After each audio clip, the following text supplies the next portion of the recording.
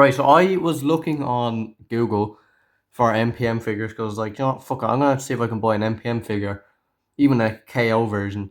And I found this guy for 100 quid in Sports Direct. So, Bonecrusher unboxing, even though this is probably one of my favorite characters ever in Transformers, in the Bayverse anyway.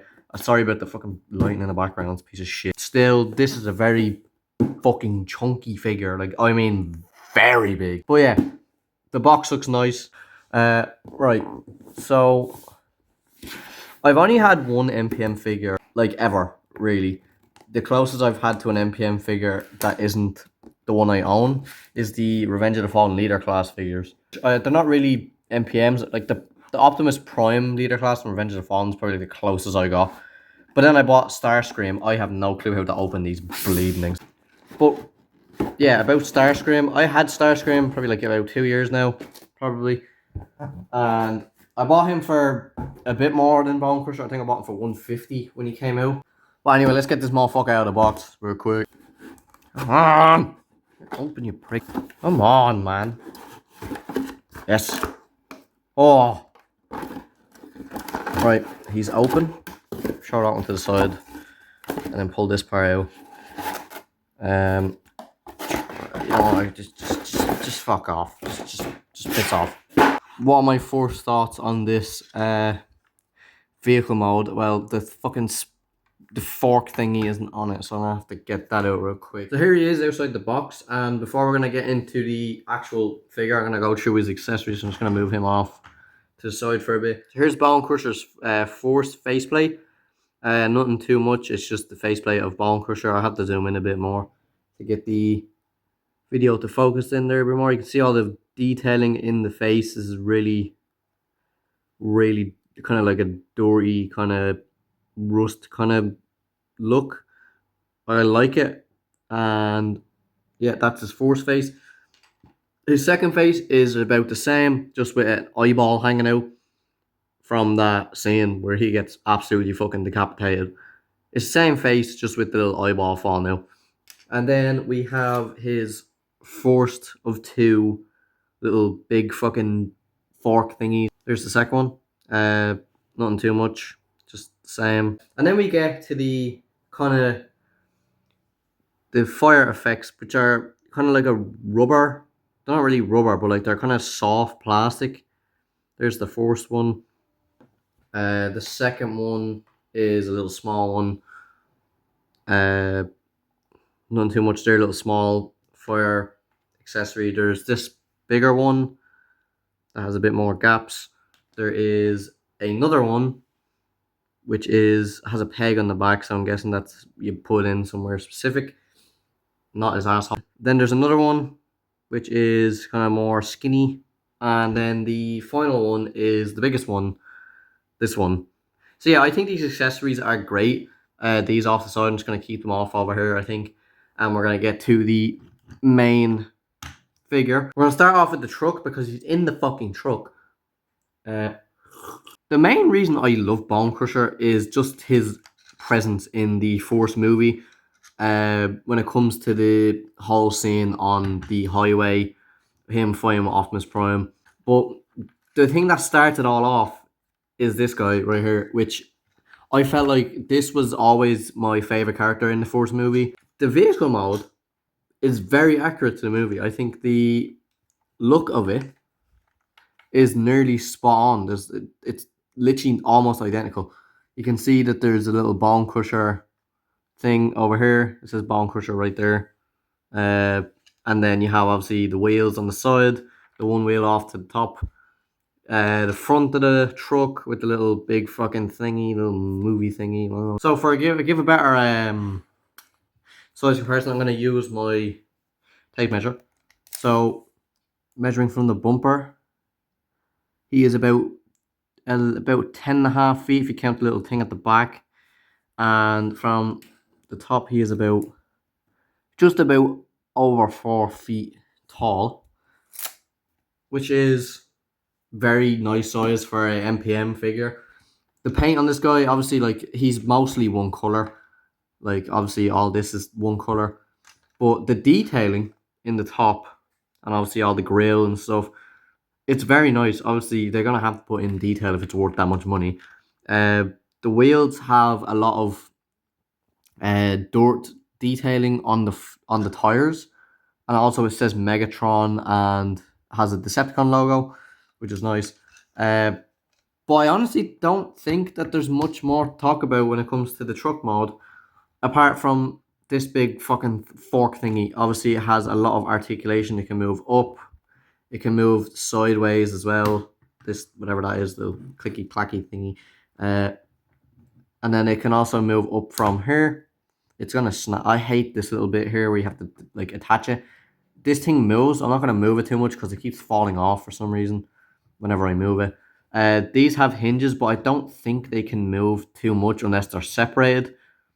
Obviously, this is two of them combined into one, so it makes a big longer one. But you can separate them, and then this joint will move, this joint will move, and these will move. I'm gonna solidly give the truck mode a 9 out of 10. So here he is in his robot mode, and this is generally like it took me a bit to get to the transformation because like it was fucking some of the parts just wouldn't move, but we got to it at the end. So here he is in robot mode. He does have two faces, so that is with one face, normal Bonecrusher, and then this is him with the second face where his eye is hanging out. I'll zoom in a bit. So yeah, there he is with the hanging eyeball out, and I'll take that off again because I'm not going to put that one on. I'm going to put the normal one on, and there he is with his normal face. And I have to say, the transformation wasn't the worst thing, but it did take a bit of. It was a bit difficult, but like MPMs aren't supposed to be easy transformations. If you just look at this guy is really fucking big. Like he is really wide. I know this one's a year old, but like this is probably still one of the best MPMs out there, I think. Uh, but yeah, let me get to the size comparison that I have right now.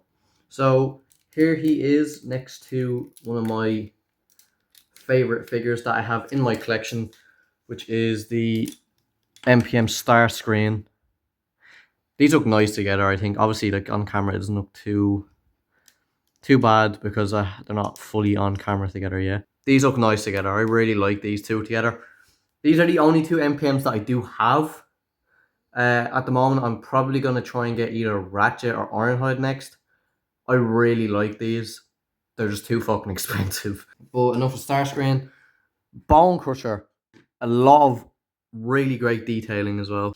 So as you can see the little like kind of like metal patches he has on him, like the little small details. Well, for whatever reason, these really piss me off. These things because they keep knocking out of place. These really do annoy me about this, but it's only a small complaint. I'm gonna just throw that in there because these are not transformed properly. And yeah, honestly, these things are made out of metal. I don't know what these are and what these do. I don't know if they do anything, but they're just there. If we move to the back, obviously you have his big fucking fork thingies. Uh, they're not too bad. I don't know why this thing is just sticking out as well. I don't really like this little thingy sticking out, but I can't really move it anywhere, so it's just gonna have to stay there. This is probably one of my favorite figures that I've bought in a while. You can see the Decepticon logo in the middle there. And yeah, this figure is very fucking big. He's very heavy as well. So I'm trying to look at the back of the box, see if I can see any of the fire effects anywhere. One goes right on his dick. Okay, for some reason it's just not going in. I don't know why. Boom. Fire effect.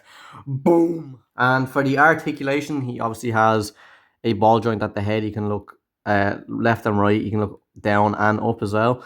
His arms can go up like that. And he also has 360 movement on his arms. He has a bend at the elbow, a double bend, I think, yes. And then he also has wrist swivel, finger movement as well. And also these fingers move too.